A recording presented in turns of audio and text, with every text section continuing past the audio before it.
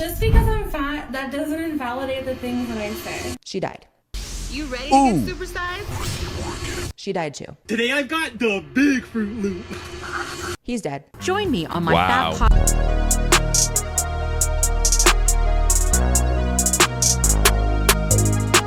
Fat influencers are passing away. Video by Zoe Unlimited. Yeah. Surprise, surprise, I guess. Fat acceptance is a cult. Just a reminder that I am very fat and very sexy. And I am 100% glorifying obesity. I want to inspire big girls all over Amen. Shit. What they say? Think it, claim it, whatever. Shit. the world. This is what I manifest every single day. Damn. Dead at 37. Choo choo. Choo choo. There's nothing you can do. All right, man. So they're dropping dead. I'm sexy. I'm fat and I'm sexy. Sure, beauty is in the eye of the beholder, but I don't know about you. I don't find any sexiness in contributing to the statistics that obesity is the leading cause of death in the US. Very hot, I know. Just because I'm fat, that doesn't invalidate the things that I say. She died. You ready to get supersized? She died too. Today I've got the big Fruit Loop.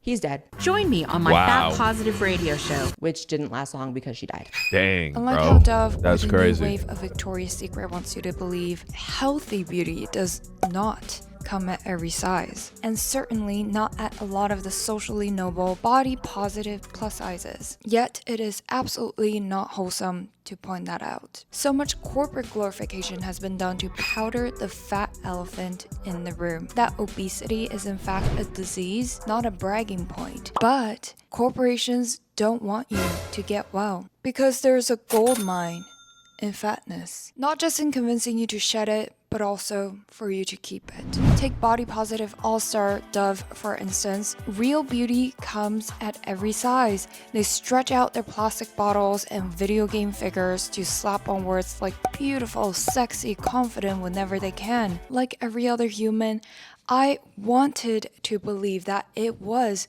to support the self-love journey of women and leave it at that. But no, I decided to ruin my day and my trust in humanity by researching a bit more and found out that Dove is owned by Unilever. And guess what else Unilever owns? Ben & Jerry's ice cream, Magnum ice cream, and many other ice creams, Hellmann's mayo in all your greasy burgers, Skippy peanut butter, a selection of frozen foods. I can go on. Isn't it nice to encourage your consumers to accept their enlarging body and deteriorating health as the ideal in order to sell more of your processed foods because their beautiful bodies deserve more? Has body positivity a movement intended? Well, the reality is, what does the word sexy mean, right? It's talking about being sexually appealing, sexually attractive, meaning you look in such a way that other people will want to reproduce with you. And so the more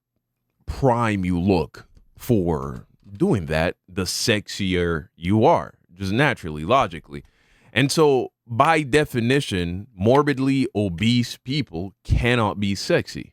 Now, I suppose you can have a fetish, right? But when you become that unhealthfully overweight, I mean, for women, they stop having their periods altogether. Men, they suffer terrible erectile dysfunction. Once you get to that point, your hormones are so out of whack. And so the reason why people, once they get to this size, barely anyone finds them sexually attractive is because it's almost impossible to even reproduce with these people. So this is not just coming down to programming or subjectivity. There is a biological component going on here. To uplift women become just manipulative limits to our acceptable emotions. My dear sweet child, that's what I do. It's what I live for. And worse, a cover for big food, big farming, and big pharmaceutical companies to profit off a nation of increasingly sick and fat people. None of this is a coincidence. So the industry has engineered what they call the bliss point for the perfect amount of sugar in products, not too little, not too much, working on maximizing the allure of their products. Quote, we like them fat. Pick any ultra-processed foods at your local grocery store, for example. Some Kraft mac and cheese and Nestle drumstick paired with some Kit Kat, Coffee Crisp, Smarties, and why not throw in some Laffy Taffy? Pop in the... Bro, I never eat any of this shit, bro. I ate it, as a kid, but when I think about it, I was like, man, this has to be a, once in a blue moon when I'm at a random checkout stand, I might pick up a Kit Kat. You feel me? Like, oh shit, let's get some candy. You know what I mean? Like once in a blue moon, not even a every month thing. And the thing, there are people who that's every day for them, bro. Every day they eat like this. That's insane, man. Kool-Aid and 4 cans of Dr. Pepper to keep hydrated. Oh, and can't forget the Oreo and Chips Ahoy. 4 cans of Orange Fanta for the vitamins. Fanta. Balance, as one may say. As conventional beauty standards have become much more accepting and ambiguously defined by beauty giants. But guess who owns the beauty giants? Conglomerates like Nestle, Unilever, who sell you anything from chocolate to ice cream to frozen foods, and that is when the Dove body soaps begin to make sense. Not saying that all body positive and fat acceptance campaigns are there to manipulate and trick you into increasing your body fat percentage without limits. And that is exactly the issue. So much of the message comes actually from an extremely caring and helpful perspective to help remove the stigma around plus-size people. But also, so much fat glorification has been disguised as acceptance. Oh my God. And when the majority of your stakeholders need to make money from selling frozen pizzas and ice cream, the votes are not up to you. So it's all a racket. It's all a racket. All these companies that are pushing body positivity, they're making profits off of keeping people fat. That's essentially what is going on here. Hiding, profit generating, fat glorification. That's like selling crack. That's like a crack dealer trying to tell you the health benefits of eating crack. You're not an irresponsible degenerate just because you smoke a little bit of crack. Come on. Anybody trying to tell you that, they're just a hater. They are just a hater. They're projecting. They're jealous. The term fat acceptance is genius in 2 ways. First, it plays on the sentiment of correcting social injustices in society. Yes, arguably so, the statistical likelihood of fat and obese people facing more difficulties in society, such as prejudices, is a lot higher. And the stigmatization in media brought unfair shaming to obese. Your life is harder when you're fat, bro. Clearly. The statistics bear it out. The fatter you are, the harder a life you're going to have. The way people treat you, the way people look at you. Also, let's not forget, your knees hurt. Individuals, which should never be normalized. But glorifying obesity, the disease, as conventional beauty. And that's fucked up. You know what I'm saying? Like, people shouldn't be treated poorly because they're overweight. You shouldn't be treated like you're a worse person. I know great people that are very overweight, unfortunately. You know what I'm saying? Look, everybody has their demons. But this really isn't a video about fat people. It's about fat influencers and the body positivity movement, which, like so many other movements, at its core, there is a legitimate positive message, but then it gets hijacked, distorted, and then used for evil. Hints at a moral superiority and makes anyone's opinions who differ morally shallow, regardless if fat is unhealthy or not. Second, a food company telling you that being fat is natural, which isn't, and awesome, is not so convincing. There's no waistline worry with Coke, you know. This individual size bottle has no more calories than half a grapefruit. When you can spot their profit motive from 50 miles away. Coke is low in calories, too. Say now, don't you get any thinner. A direct hard sell won't work here. But when a beauty or self-care company you never associate with frozen pizza casts someone plus size for a commercial, you get fired up with a sense of justice. Yeah, that is beautiful too. Don't get me wrong. Yeah, but this is the crazy part, bro. They be putting women in these ads that aren't even fat. It's beautiful. Like, this chick's not fat. Too. Bro, there are no fat women in this whole clip. You know what I'm saying? I mean, I guess Shorty in the middle, she a little heavy. She a little heavy. But the rest of these girls are like normal body sizes. Some, you know, they range from slimmer to, you know, a little meatier. But I wouldn't describe any of these women as fat, except Shorty in the middle. And she really not that far gone. She you know what I'm saying? Just one summer of her locking in, she'd be back to a nice spot. Don't get me wrong. Overly restrictive beauty with models who are only Kate Moss level heroine chic is also problematic because, again, it is not healthy. But as much as many wish, the spectrum of healthy does not stretch over like this right here. Come on, man. Whatever happened to moderation? Obesity. It is amazing that women of all sizes are loving and accepting. Like she, you know what I'm saying? Shorty right here on the right. Yeah, she got a little bit of fluff. She got a little fluffer down here, but hey, they are. Ain't nothing, you know what I'm saying? Shit. Ain't nothing too crazy. It's a little bit of fluff. Now, when you get over into the middle section, now it's like, okay, you're probably taking years off your lifespan. You know what I'm saying? And then once we get over to Miss Lady over here, well then, okay, listen. All I'm saying is if I was married to her, I definitely am taking out the fattest life insurance policy possible, bro, on her. Because I'm betting that I'm going to live a nice last 20 years of my life. But genuine self-love and confidence comes from within and not society telling you or some ads telling you that your size is also quote-unquote beautiful. What we're talking about here is not the opposite of fat shaming. For shaming someone for any reason is not acceptable behavior because it does not come from a place of genuine care of wanting to help them be well. We're talking about the glorification of fat, disguised as acceptance. Positivity is toxic because it pretends to be rooted in compassion and kindness. But in reality, it encourages women to engage in very destructive behaviors. It encourages women to be obese, unhealthy, and be averse to personal responsibility and discipline. If you think most body positivity campaigns are to help you love yourself, I'm sorry, honey. Corporate America is a surfacely sweet, but extremely cruel place. It's like, how can you not see the problem? They have to see it and just not care. They have to just be like, well, we're gaining profit. Do you see how much this McDonald's is making? Put another one across the street. There is nothing wrong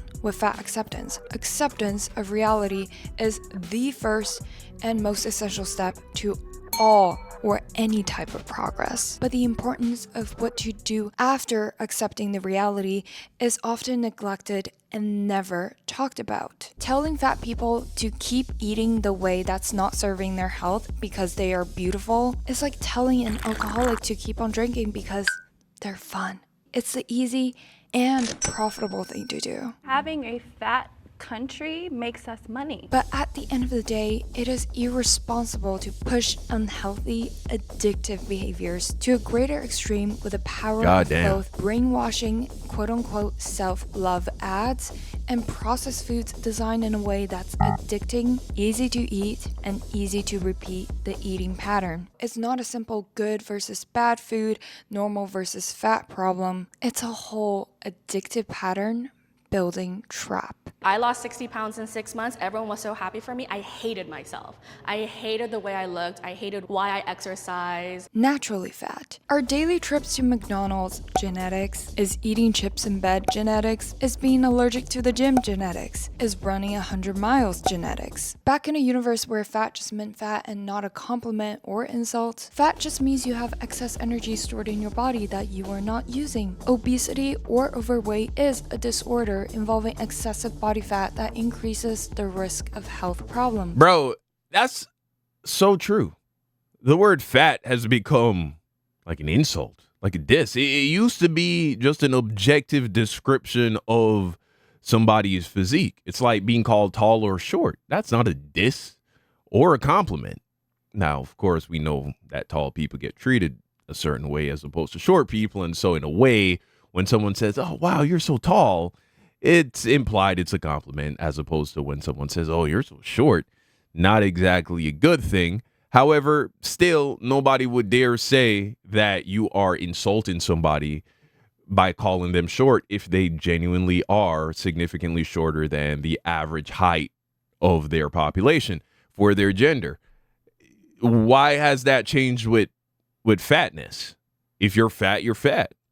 Notice how something that elevates your risk of dying of cardiac arrest is a disorder and is not normal. Needless to say, glamorously framed as the modern sexiness. Yet times and times again, science and data say one thing, and media and advertising say another. Beauty is supposed to be diverse and natural, but there is nothing natural about being obese. Obesity prevalence was stably low until shooting up post the 70s, and even though there is no data evidently backing up its absence in our hunter and gatherer days, rare civilizations removed from modern processed foods and lifestyles such as the Chimene tribe is a close modern case. The Chimene, a Bolivian population living in a subsistence lifestyle of hunting, gathering, fishing, and farming, had the lowest levels of coronary heart diseases reported to date and statistically insignificant obesity. And yes, they also eat sugar and starchy carbs, just harvested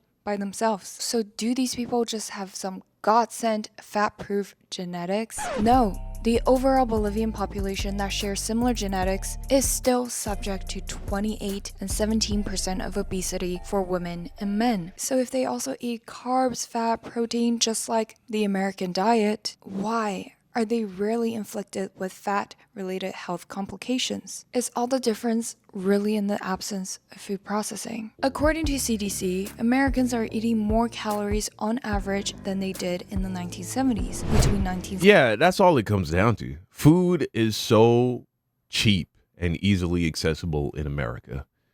I mean, if you take $10, you can walk out of that store with a whole cake, really. You know what I'm saying? 1971 and 2000, the average man added 168 calories to his daily fare, while the average woman added 335 calories a day. What is driving this trend? Experts say it's a combination of increased availability, bigger portions, and more high-calorie foods, but nothing beats the devious design of processed foods to get people hooked as an addictive coping mechanism to rising psychological issues. Food addiction is a carefully designed process. People aren't stuffing their faces in beans when they're having a bad day. Quote, foods that are very high in fat and carbohydrate in equal ratio don't exist naturally, said Gerhardt, a clinical psychologist at the University of Michigan. It is something that is designed by food scientists in a laboratory to look a certain way, feel a certain way in your mouth, smell a certain way when you open Hey, yo, feel a certain way in your mouth? package. So once you had one pleasant experience with it, you want more. And you want it more often. Food addiction is on the rise, and the conglomerates are normalizing it. Or rather, glamorizing the consequence of it. So much of the fat acceptance movement is actually a brainwashing ad for addictive junk food. And yes, excuse my language, for it is now politically incorrect to call food good or bad. And I agree. It's all based on perspective. Good for what and bad for what, and how much of good before it turns not so good. Because good versus bad is so subjective, it's easier than ever for food companies to manipulate the concept. Because the easier answer is always one that makes you feel good. To eat as much as you want and still feel great about yourself. Get that fiber and the antioxidants and just feel.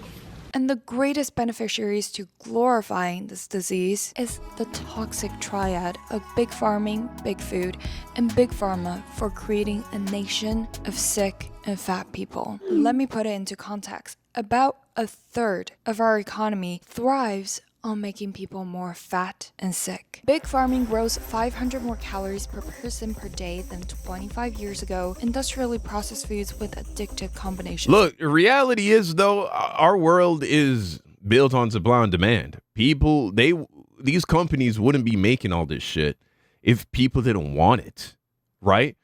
You're not going to see protests in the street to shut down all the fast food restaurants, to take these processed foods off our shelves.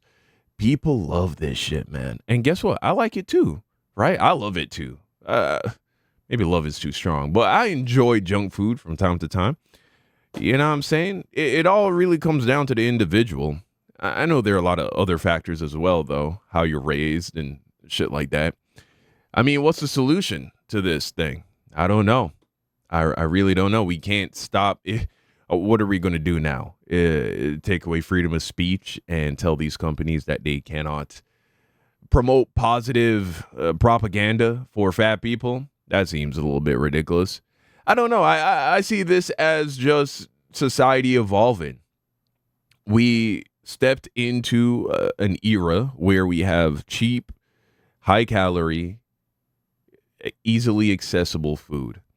And then our bodies, which did not evolve or weren't designed, whatever floats your boat, to live in such a reality, we have, as a society, become incredibly fat and overweight as a result of that.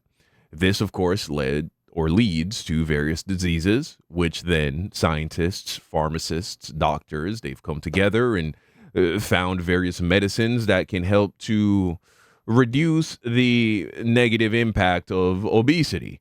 And so then that has come along. I wouldn't go so far as to say there's this like evil agenda that's at work trying to make everybody fat and sick. I think people just want this shit. And them wanting this shit too much, which there's nothing wrong with wanting some of it, but some people take it too far.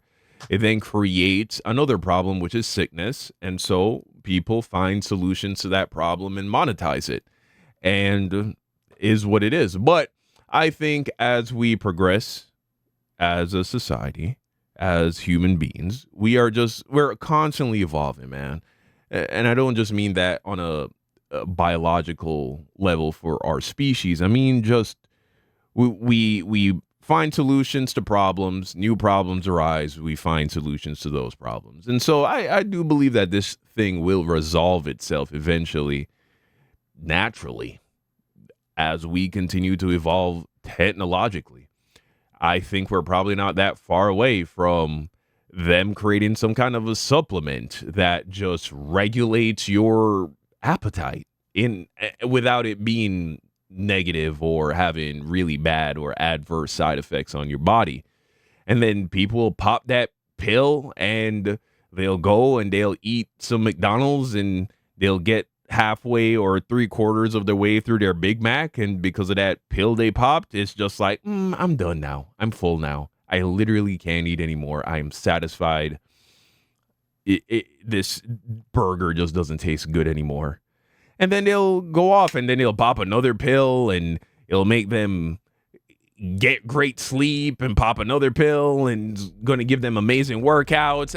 I think that's the direction we're going. Maybe it won't be a pill. Maybe it'll be an injection. Maybe it'll be some fucking chip they install in you. I don't know. But I think it's coming.